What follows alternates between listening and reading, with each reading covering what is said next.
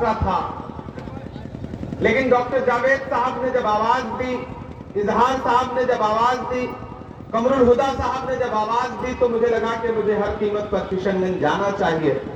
और रात में तकरीबन 650 किलोमीटर बाई रोड सफर तय करके फिर दिल्ली से फ्लाइट पकड़ के बागडोगरा से फिर हेलीकॉप्टर पकड़ के बहुत परेशान होकर के आपके बीच में पहुंचा हूं। नया पाने की चाहत में पुराना छूट जाता है, नया पाने की चाहत में पुराना छूट जाता है। तुझे अपनाऊं तो मुझसे जमाना रूठ जाता है। मोहब्बत पढ़ने लिखने में बहुत आसान है, लेकिन मोहब्बत को निभाने में पसीना छूट जाता है।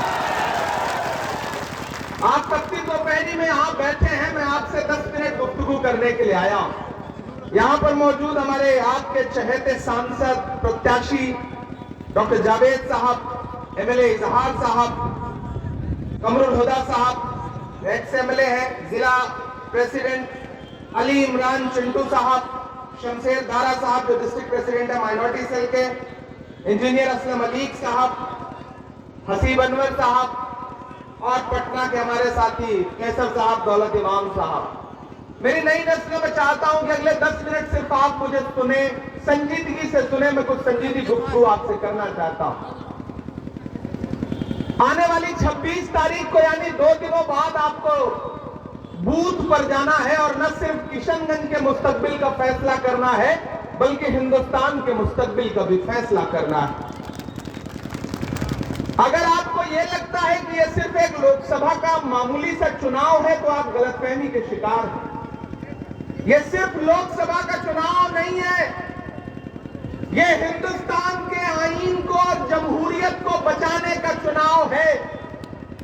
एक तरफ वो ताकतें खड़ी हैं जिनके नेता अपने भाषणों में कह रहे हैं कि हमें इतनी सीट दीजिए ताकि हम संविधान बदल सके।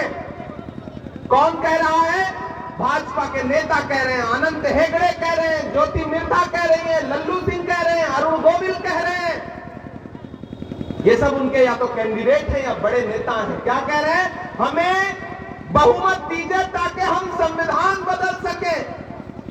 वो संविधान जिसमें महात्मा गांधी के उसूल लिखे हुए हैं, वो संविधान जिसमें पंडित जवाहरलाल नेहरू के कौमी एकजहती की ताबीर है, वो संविधान जिसमें मौलाना आजाद के ख्वाब रखे हुए हैं, वो संविधान जिसे डॉक्टर बाबा साहब अम्बेडकर ने अपने सपने से, अपने पसीने से लिखा, उस संविधान को बदलना चाहती है मौजूदा सरकार। और एक तरफ वो ताकत खड़ी है जिसका नाम राहुल गांधी है, जो सीना ठोक करके सरकार से आंख मिला के कह रही है कि हम अपनी आखिरी सांस तक संविधान नहीं बदलने देंगे, जमहूरियत का खात्मा नहीं होने देंगे। डॉक्टर जावेद साहब आपके अपने हैं, पिछले 5 साल से आपके सांसद हैं। मैं भी आपका अपना हूं। 2016 में जब यहां सैलाब आया हुआ था, तब मेरा सियासत से कोई लेना देना नहीं था, लेकिन जब मुझे पता चला कि सीमांचल में लोग परेशान हैं, तो उस वक्त मैं यहां आया था तमाम इलाकों में लोगों की खिदमत के लिए, लोगों तक सामान पहुंचाने के लिए। तब से एक रिश्ता जुड़ा है, यहां मुशायरों में आता रहा हूं।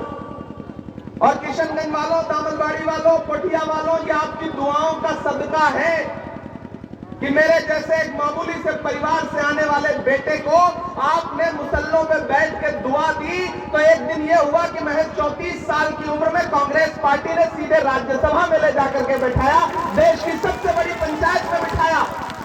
यह आपकी दुआओं के सदके में हुआ है। यहाँ जो तमाम आगे चेहरे बैठे हैं, इनमें बहुत सारे चेहरों को मैं पहचानता हूँ। इधर जो मेरी माएं बहनें बैठी हैं, खड़ी हैं, ये सारे लोग जो खड़े हैं, मैं सबसे मुखातिब होकर कहना चाहता हूँ कि इस बार लड़ाई बहुत अहम है। अजान हो रही है, आप खामोश रहें, अजान मुकम्मल हो जाए फिर बात करते हैं।